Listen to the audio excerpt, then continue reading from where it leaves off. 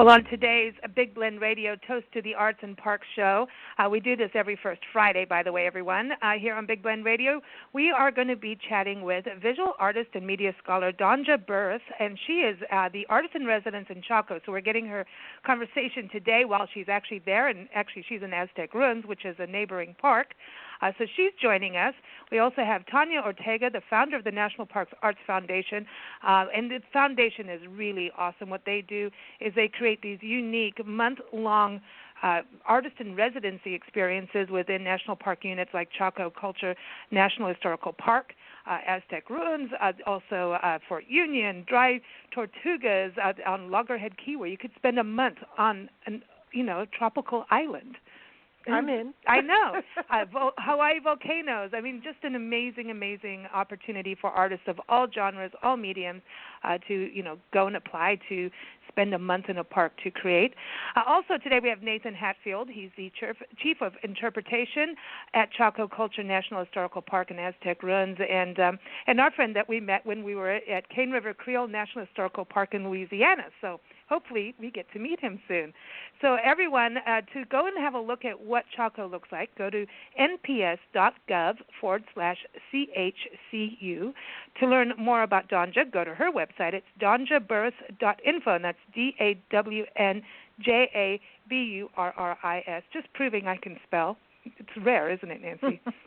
And then, of course, nationalparksartsfoundation.org is the website you want to go to as well. So let's bring Tanya on first. Tanya, how are you? Good day, everybody. I am great. Good to have you back on the show. And I always like to ask this, where are you? Are you in a volcano? Are you in Santa Fe? Where are you today? Today, I know this is going to sound, this is opposite of natural parks, but today I am on a golf course. And I am looking out over the ocean. Do you know what it's like to do plein air painting on a golf course? Well, you probably do. Yeah. So I am trying my hand at painting. I am really, really bad at it. It's incredible. I love it when people come up and look at what I'm doing, expecting some magnificence, and they just kind of walk away. It's a wonderful thing. It's humbling, I guess. Wow. I had no idea. I want to see photos on Facebook. Because I know your photography. I love your photography, and now that you're, dipping paint brushes into paint and putting it on canvas outside on a golf course, any balls coming your way that could be dangerous? Just want to make sure. It would be if I was playing golf. Yeah, they're doing it on purpose. I can't blame them. I'm hoping they hit this monstrosity that's on the easel and it goes down. But, I really do believe in exercising your mind and your actions and things that, in art, for example. I am really bad at painting, but I still need to exercise doing it to know what other people are doing and to appreciate painters and that kind of thing. So every once in a while I'll humble myself and just make some really ugly artwork for the exercise. It's like exercising in your physical body, Well, I love this. Because, we're here in Yuma, Arizona today, and this is the site where Nancy and I first learned how to play golf. We had a mini golf lesson from a PGA champion. Mini golf lesson. But we both did manage to hit the ball and do the thing. Eventually. But anyway, that was our first and only time so far. So I'll send you the video. I want to see that, and these golfers really are. It's not.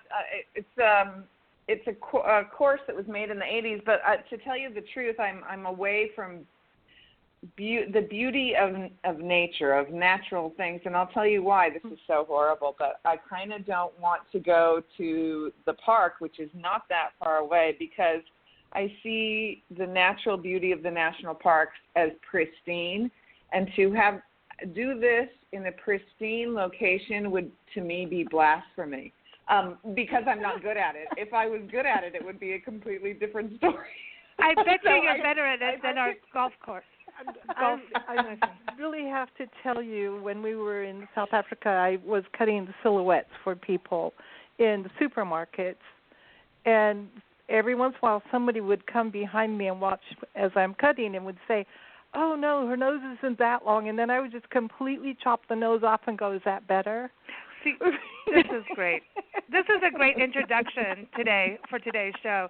Okay, so I'm going to bring Nathan Hatfield back on here. Nathan, how are you? I'm good. Good. Are you doing any plein air painting or, cutting people's noses off or anything like that up there in New Mexico? No, I haven't gotten around to that yet, but it sounds exciting. I should take it up. I know. So today you're at Aztec ruins, right? And so is there a connection between Aztec and Chaco? Is that something that people typically do when they come up to Chaco? Well, certainly there is a historical connection.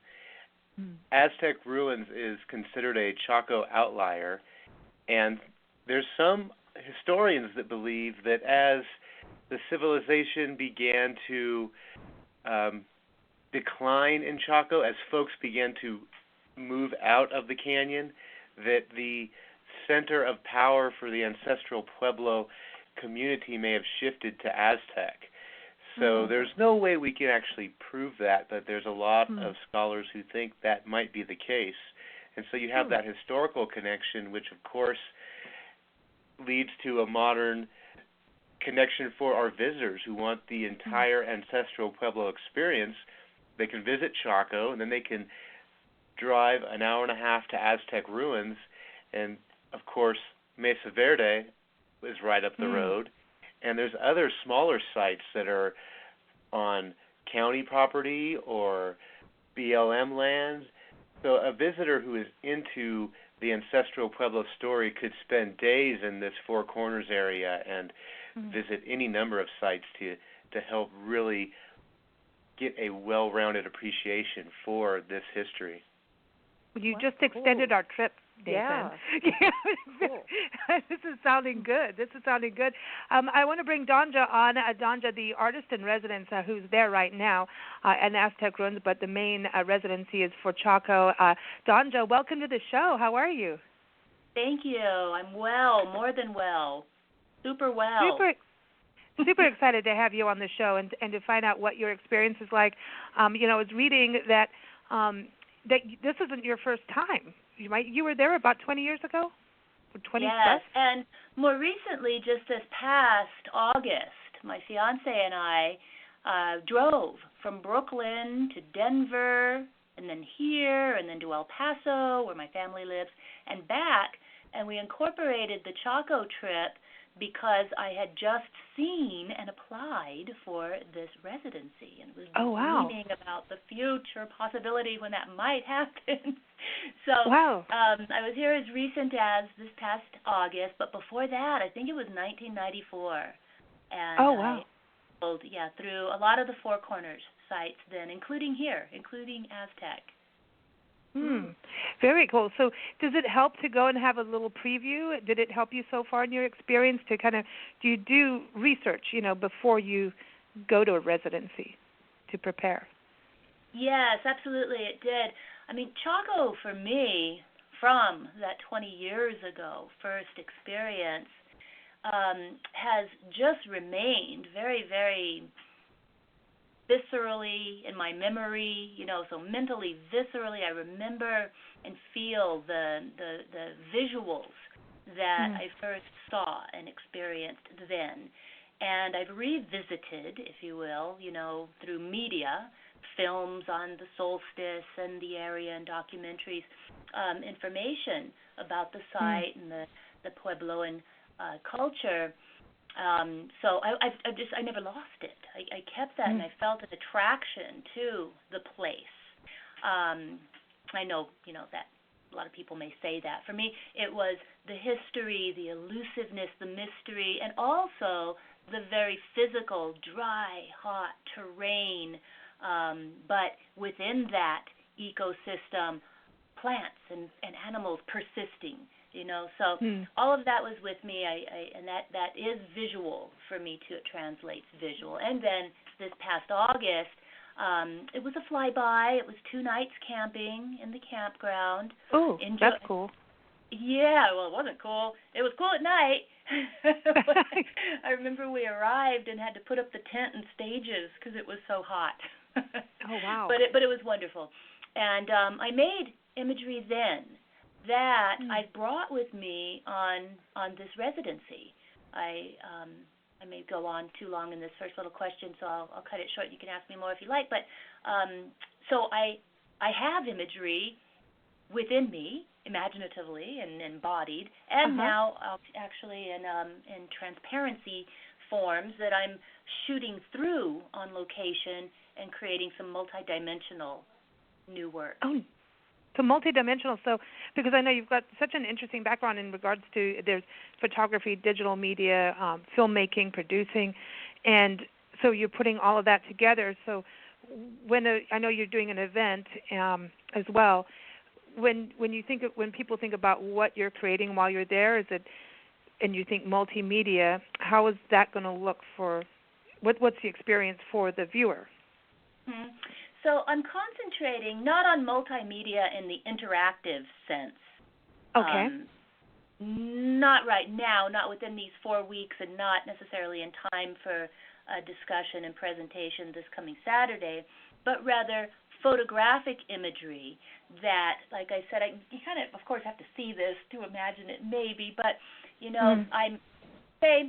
I've got some black and white images of some iconographic landforms and architecture in the whole Chaco and sites, universe, the park.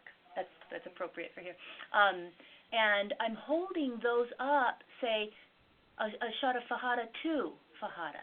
But maybe it's tilted a little bit, and maybe its focus is skewed a little bit in order to intimate some of the original photography that's been done there from the time of, 1895 or 1877 when the first photographs were presumably made.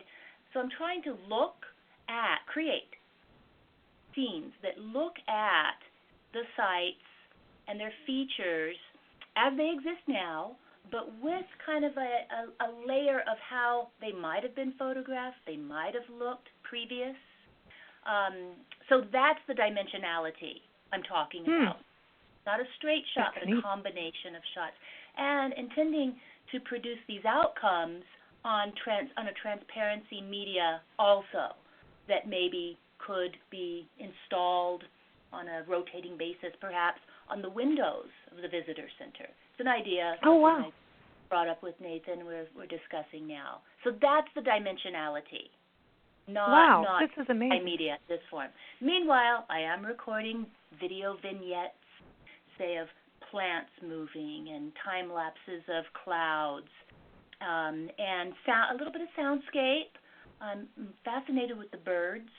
I'm not an ornithologist, so I really don't know what the various sounds mean. And before I really incorporate that element into, say, a video, I would like to consult and find out, what the various sounds mean. Sure. Right now they're labeled morning and the site, afternoon, evening, but certainly they mean different things.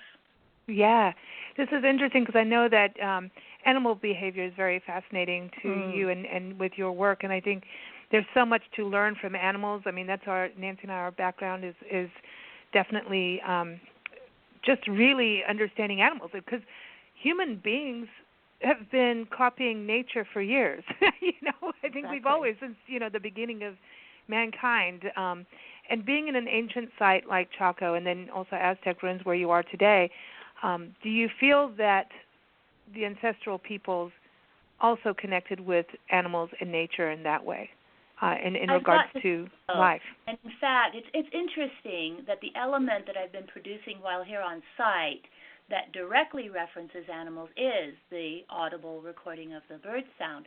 My initial attraction in terms of a project here correlates with research I do on the ways in which we humans have largely, especially in industrial societies, distanced ourselves from contact with actual animals, except, of course, for those that we breed and eat or keep as pets, largely, right?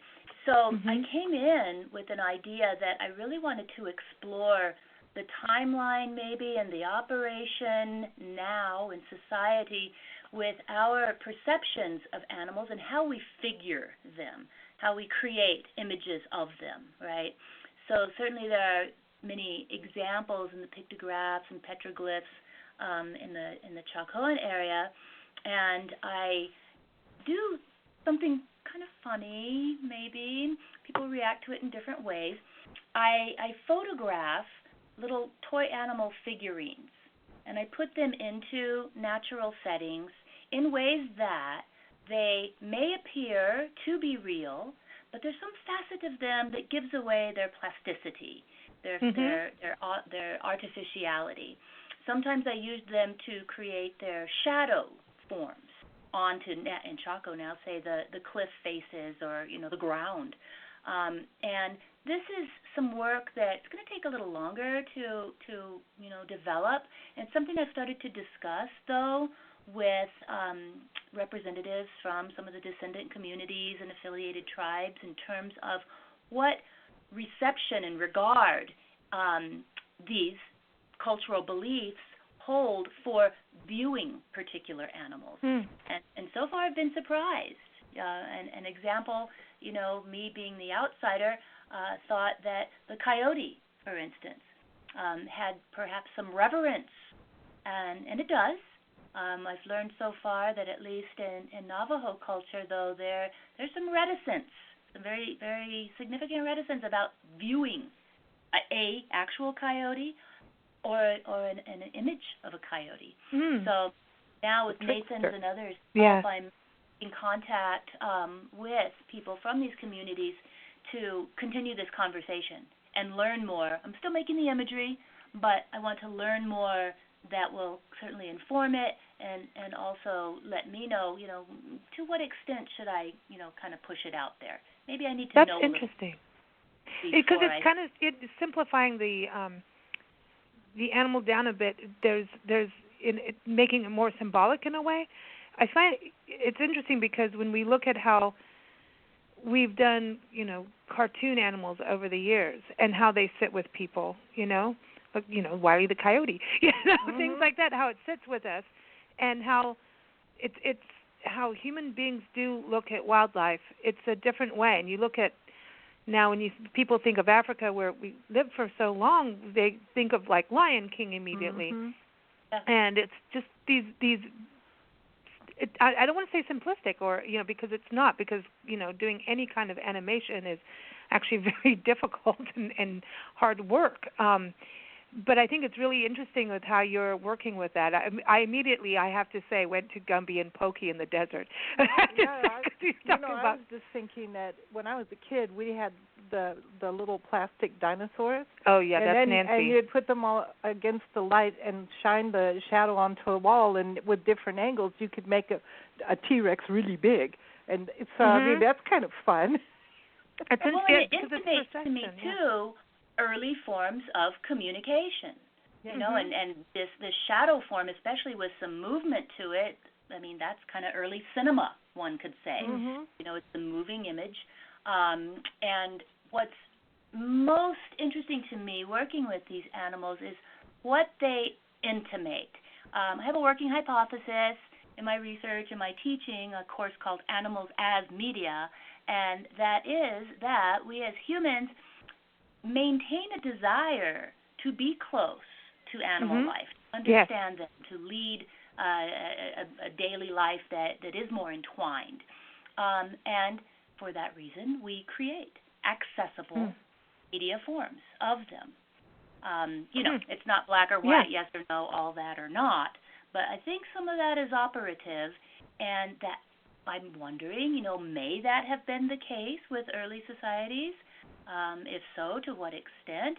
May that remain the case now? What's the through line? And then what are the implications? So with the imagery and the plastic animals and their shapes, I hope to prompt, some thinking about this. I like this. This is interesting. And Tanya, this really goes to the National Parks Arts Foundation when we talk about all mediums of art and genre, like whether it's music or poetry. I mean, this takes it to a whole new level, Tanya. Dawnja's got it going on. She's like, it's all in there. Wow. Yeah, and the interesting thing too, of course, we've talked about this before, but when you arrive to a place and you get so inspired, knowing who Coyote is and knowing all these different things, it makes your creativity evolve. All of the different media that Dawnja is using will be able to connect to more people.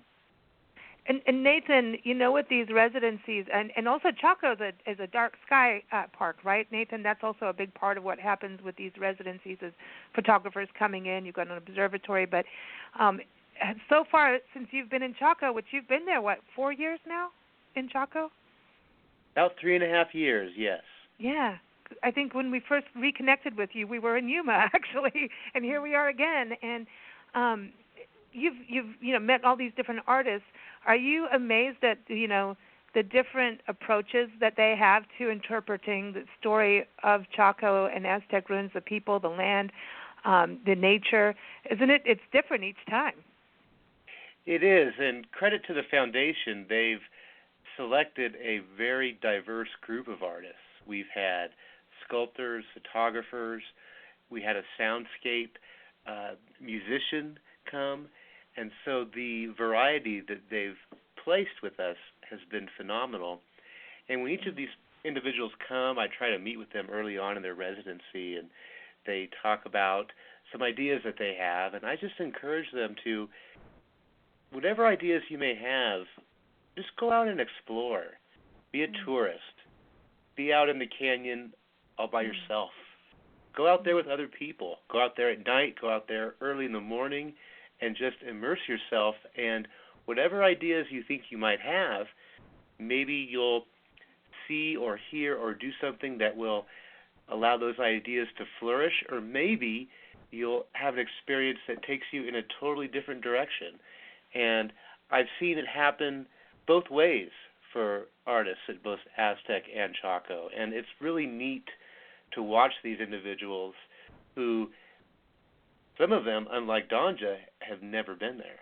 They've read about it and done their research, but to see a creative person, an artist, come and experience a place like Chaco and see what inspiration they draw from it, it's been really special to be a part of that and to watch that happen. So I'm glad that we've been able to have such a fruitful partnership with the foundation, and Dawnja is another part of that journey. So it's been wonderful.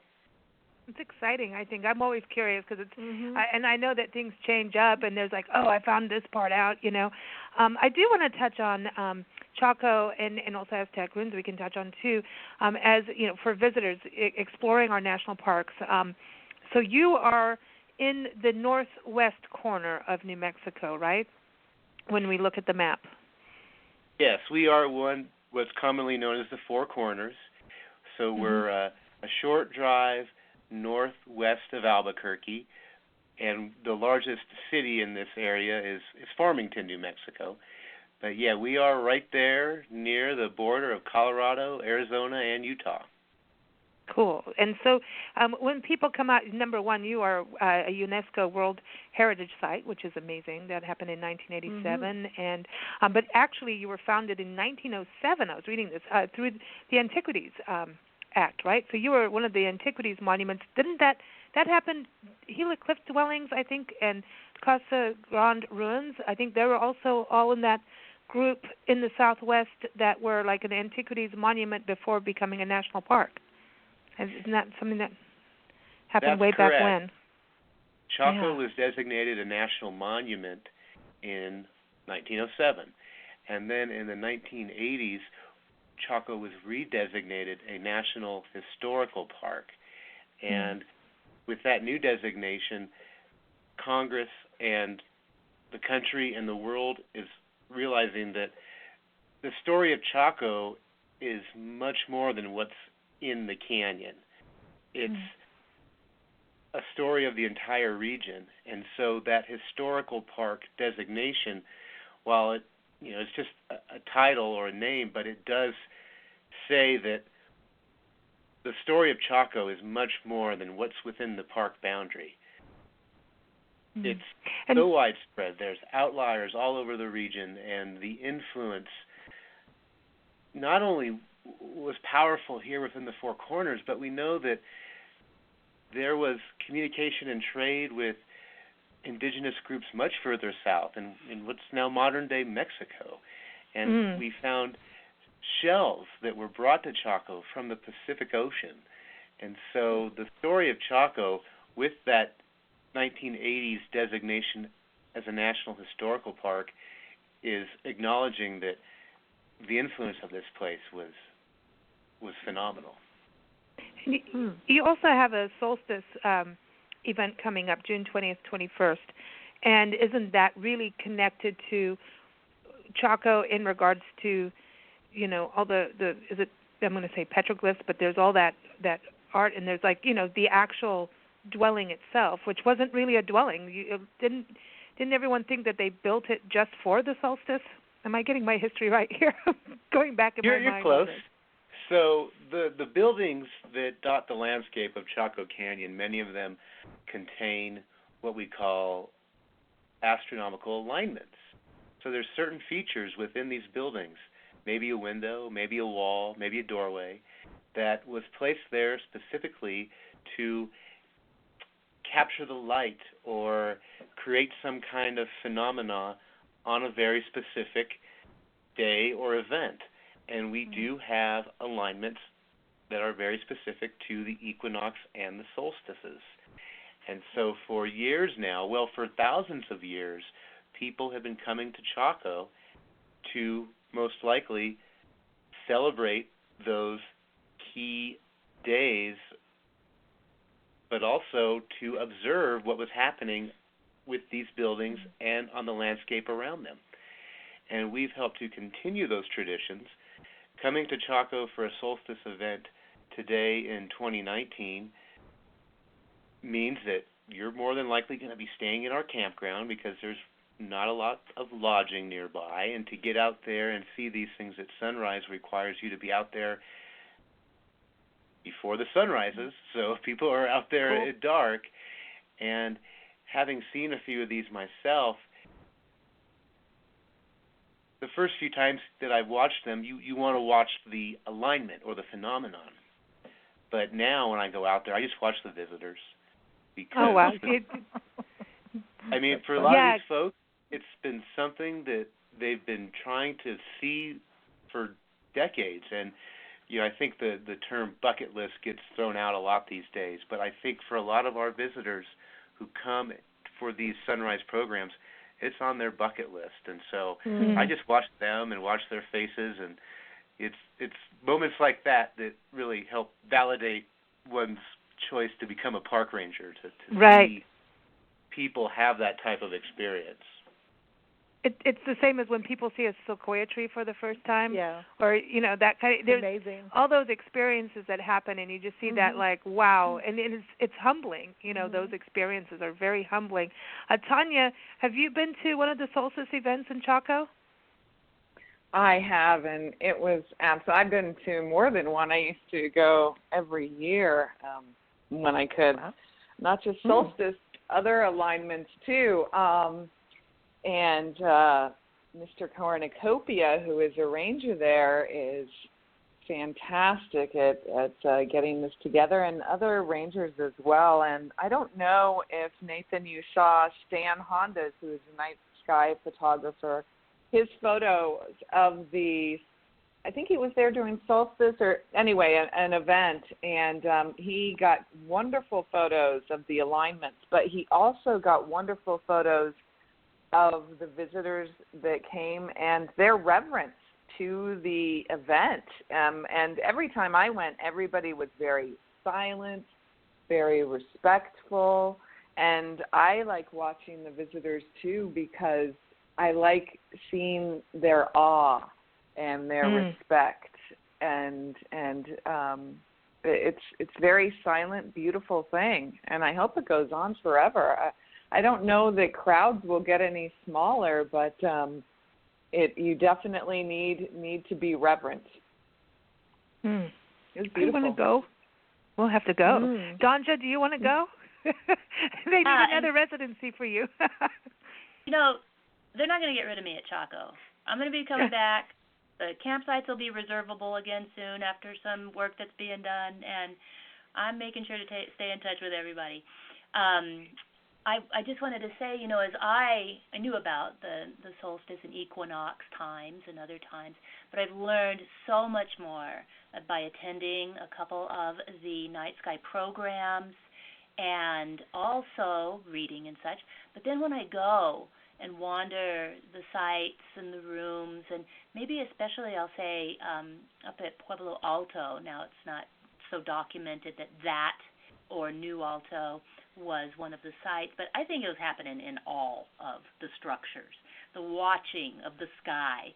I just sit there and think, and it's not hard to do so, what was life like without this instant, always-on digital communication, or phone communication for that matter, like we're doing now? And how did one make sense of their world and time and passage and the silence and the aliveness, the slowing down that I might think at first is happening? Once I sit with that and think, things are trackable. Time is trackable just by a different conception, or a conception that we don't rely upon day by day now as we look at the time on the digital readouts of our various devices, So that's really got me thinking. And some of the work, actually, I'm experimenting with references this. It's not direct light hitting the window or the spiral pictograph, which you couldn't do anymore anyway up on Fajada, but I'll share some with you. It's some of this transparency process, this rephotography process that I've been using, and it's working with a little blue square of sunlight coming through some of the windows in Bonito, and by positioning my transparency and the angle of my camera differently, you kind of see this little square move to other locations on the wall. So I'm hoping that the reception of something like this, it'll be a series, obviously, so you can see the different placements, but it's completely inspired by this process of watching and watching the alignments and building architecture to allow for it. I want to just circle back for those listening that have never been to Chaco or have heard of the park. When you talk about Fajada, and I still want to say fajita, I can't help that. But anyway, it's the thing. But Fajada, when you talk about Fajada and then Bonita, do you want to tell everybody what you're talking about? I'm sorry. I've been talking with the resident staff who have been so helpful to me, and so we've been speaking in shorthand like that. So absolutely, Fajada Butte is, I guess, if not, it's got to be the main land feature within the canyon, and one that for many years, I guess sometime in the 70s, I can't remember the woman archaeologist's name, but it was discovered that at the winter solstice and spring equinox, sunlight coming through slats of 3 large slabs of stone at the top would shine and create a kind of growing or moving sun dagger, it was called. So this spike of light that just happened to go right through the middle of a spiral pictograph. And it did that in the winter, and in the spring it did too. There's differences. In any case, Fajada Butte, it's the main feature. You see it from afar, different entrances to the canyon from the east and the north roads, and I even saw it through a little view from up on the trail to Alto yesterday. So it's a main landmark feature. And then Bonito is Pueblo Bonito, the largest site, I believe, among the many in the park, and the one that I also believe was explored and excavated first and many times, beginning with the Weatherall Palmer Party. I've been buffing up on my history.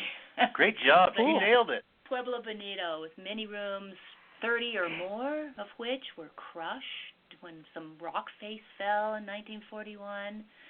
So interesting to wonder what's under there. I think it had been excavated already, but there's a crush of rock on the northwest side of the site. So beneath. Wow. Fabulous. Wow. Nathan, I think, I know you've got an amazing junior ranger program. However, I think you need an art ranger program. She gets a badge for that, for getting that. That's amazing. When you think about this history, I can't wait to get up there. I do have an important question for you, Nathan. When we come up there, if we do get there for June, are we going to be able to see elk, do you think, or is that only in the fall? You'll probably see some elk. I can't promise that you will, but there's a good chance that you'll see some elk. And that was one of the things that really surprised me when you first come into Chaco Canyon. It's a hard landscape, and it doesn't look like a place where wildlife would thrive, but you see elk, you see small mammals, of course, birds, reptiles. It's a very active place, and we've seen badgers and coyotes and the badgers, mountain lions, bears. The list of wildlife that explore the canyon or call the canyon home is very extensive. So there's a good chance you'll see some elk, but I can't make any guarantees. Because they don't show up on time. They do not do what we ask them to do. They're at 10 a.m. I know, really. That's the beauty of it, though. Is that when you go to a park, it's reminding us about coexistence. And how to, just take care of the land. And not feed the animals, right, Nathan? Do not feed the bear. Do not feed the elk. Behave. Do not do that. But I do have a question for each of you before we go. When you think about really historic places and wild places where nature is thriving, and you go for a walk, we always love to talk about our 1 hour walk group on Facebook and get people outside to be observant and maybe have a really good conversation. So if each of you could take a 1 hour walk in Chaco or at Aztec ruins, where would you go for a walk, and who would you take with you? It could be someone from the past of that area. It could be someone that's there now. It could be anybody in the world, alive or passed on. So let's start with you, Nathan, since you live there practically. Where would you go for a walk, and who would you go with? Well, you asked me this question last time we talked. I know, it's my favorite question. I remember my answer. I told you I wanted to do the Pueblo Alto Trail with my 2 children, Henry and Jane. And later on that summer, we did that hike. And we went up to the Pueblo Bonito Overlook. And, of course, I just took, I don't know how many dozens of pictures of my kids up there. And that was an amazing experience. And so since we've done the Pueblo Alto Trail, as far as the Pueblo Bonito Overlook, next I would want to take them on the South Mesa. And I love that trail because there's a viewpoint where you see almost all of what is today known as downtown Chaco. You look down right upon Casa Rinconada, and if you look across the canyon on the opposite side, you see Pueblo Bonito, and from that same vantage point, you can see Pueblo del Arroyo, Quincletso, Checho-Kettle. So it's perhaps the best place in the canyon to see all the sights from one fantastic viewpoint. So that's where I'm going to hopefully take my kids maybe later on this summer. Awesome. Cool. Awesome, Nathan. By the way, do you still take Louisiana hot sauce with you on your picnics? Potlucks? I'll tell you what, I lived in the South for 10 years, and everywhere I eat, it's just so bland. I have to have that little kick. So, yeah, I still carry it. Of course I do. I just wanted to know if anything had changed since our last conversation. But I love that. I love that. Tanya, where are you walking, and who are you taking? Oh, I don't know what trail I'm going to take. I think I'm going to let my grandma choose, because I'd walk out there with my grandma, who has since she passed away a couple of years ago, but she took me to Chaco about every year of my life since I was probably 3, if not younger. I just don't remember before that.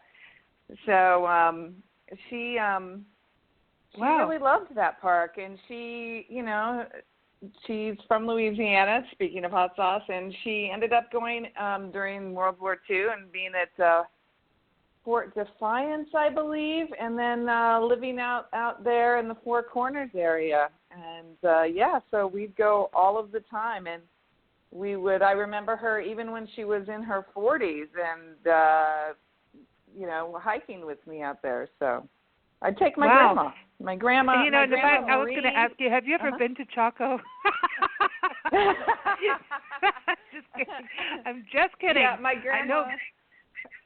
Her name was Marie Cecilia Vanderlick Ortega, and she actually, she and my grandfather had trading posts out there, and until a couple of years ago when she passed, owned the El Rancho Hotel there in Gallup. So, I've been there a lot, and I love it. Wow. It's part of my heart. Yeah. Wow, that's awesome. That's an awesome story. So let's go to you, Dawnja. Who are you walking with and where? Okay. Well, I'm going to have to say it's South Mesa Trail as well. I did it once, this trip, early arrival, with a group, including the then resident geologist who was going to check out a fossil site. And so it was a quick trek because he was on a mission. And, I took a few photos, but I need to get up there and take my time, again, for some of the same reasons that Nathan has enumerated, that the expansive overview reminds me so much of these early aerial photographs that were made. I've seen by Charles and Ann Lindbergh. And just see and compare, the features, the roads, how they appear now. And, it'd be kind of hard because her hips are not going to allow her really to do this, but it would be my desire to take my mother. My mother who lives in El Paso, Texas, and who was with me and my then husband in 1994, and I believe made it up the new Alto Trail, not all the way to Alto, but to the Bonito Overlooks. I have some old snapshots of her looking, am I going to make it up this crevice, right? But she loved it. She enjoyed it, and she, like so many other people I know, would really feel and know the specialness of having that overview again now in her life. That's awesome. I love these family connections with all of you. I think that's part of the thing about parks. We learn things, geology, and I need a geology lesson after our little trek into a park locally here yesterday. But because I didn't know what I was looking at. But this is the thing. We're looking at the strata. Thank you. That's the word. Not thingy. Okay. Not thingy. Yeah. Look at that blue thingy. Anyway, no. There's something we learn so much in parks to understand how our world is shaped and nature and history and people. And, places like Chaco, there's parks that just the ancestry, this ancient ancestry, these lines they're mysterious because we weren't there and we don't know everything, but we do learn. But I think one of the most important things about parks is the family connection of families going into parks together. And there's something with that, and going through a hike. And when it's having that experience of how am I going to get up that rock, or how am I going to go down, down that hill, So I think that's one of those amazing connections. Remember that lady in Mount Rainier, Nancy? She had to be in her 90s. Oh yeah. And she was in she had it wasn't quite a walker, but it was a little canes, and had to go one step at a time, really, really slowly, and the wildflowers were everywhere and the views. It was incredible. And she was obviously with her son or grandson, and together they walked, and they were at this just amazing, her face was so alive, her face was just so happy joyful and joyful, and just and having that connection together. I'll never forget watching that. that just that little family moment, and her still getting out there. I think that's an amazing thing. And Nathan, that's got to be one of those joys, like you were saying about the solstice, but that's an everyday occurrence that we see in our parks, is people being happy. I dig it. Yeah, I don't know how many visitors I've heard tell me that, they come to the park and they see this is what I want my tax dollars to do. This makes me so proud to be an American, that we are taking care of these places. And as everyone on this phone call knows, it's not just the wilderness areas, but it's the archaeological sites, the historic buildings, battlefields, the parkways. There's so much diversity at our national parks, and there's a park out there for every individual and every family, and that's what makes them so special.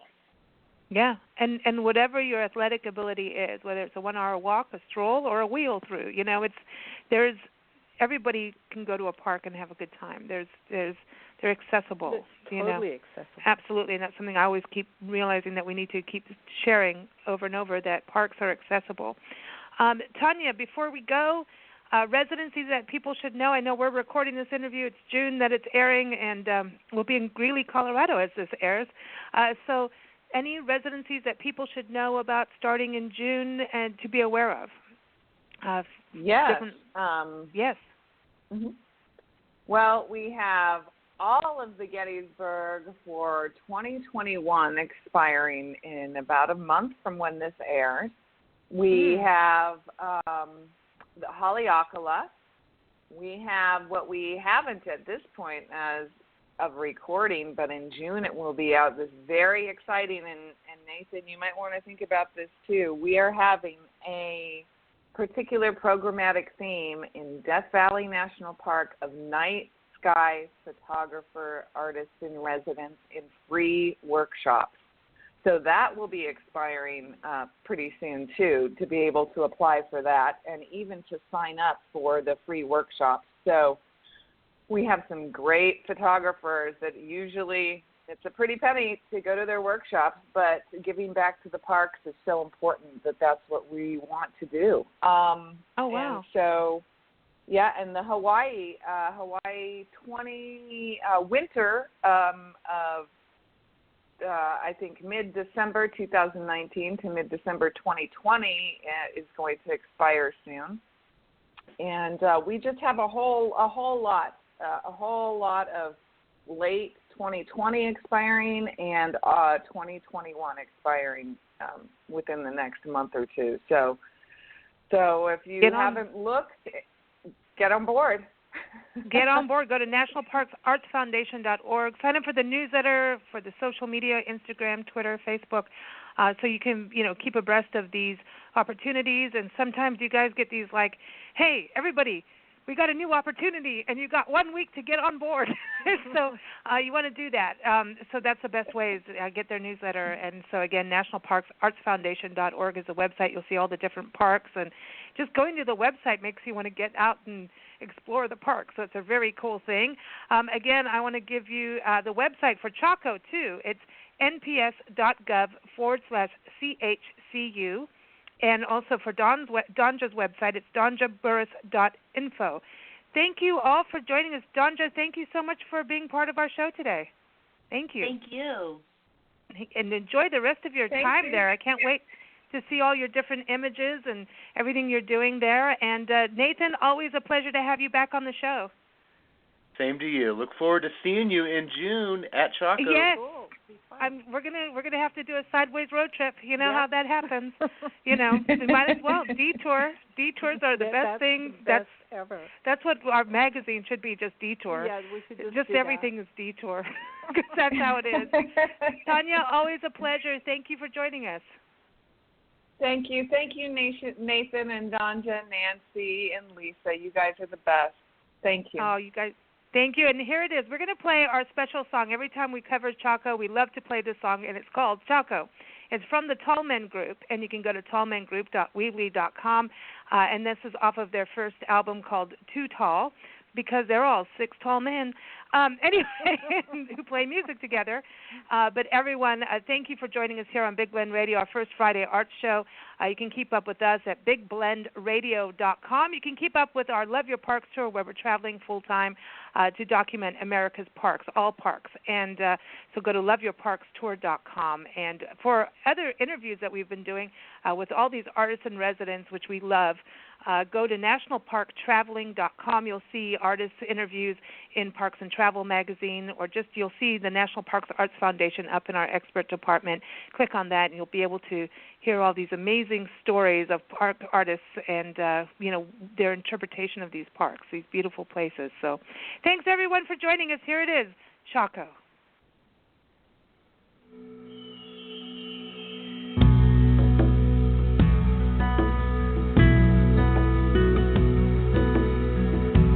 I remember these canyon walls. I remember desert wind. And though I've never been here before, it's good to be back here again. It's good to be back here again. Oh, Chaco, you were my home. And part of me still here,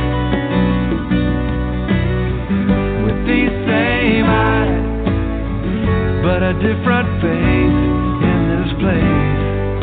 The time is long since gone. Oh, Chaco, you were my home.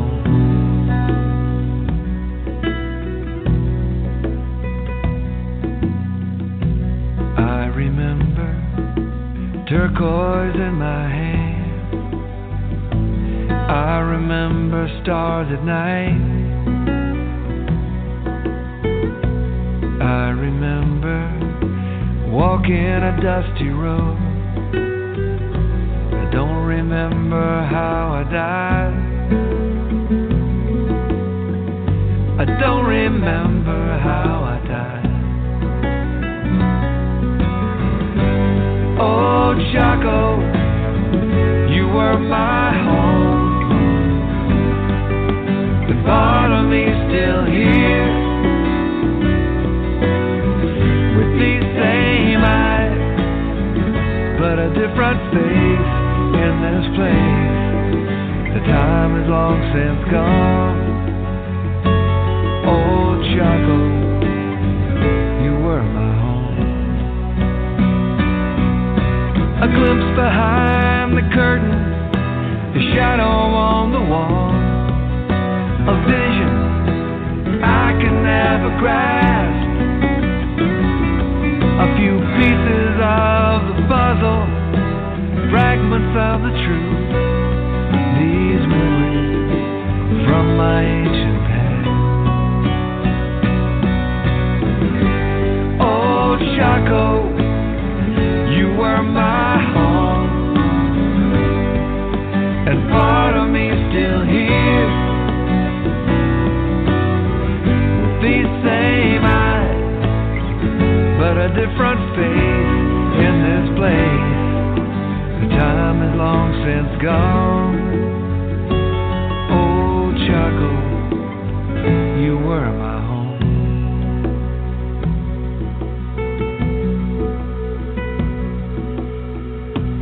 I remember these canyon walls. I remember desert wind.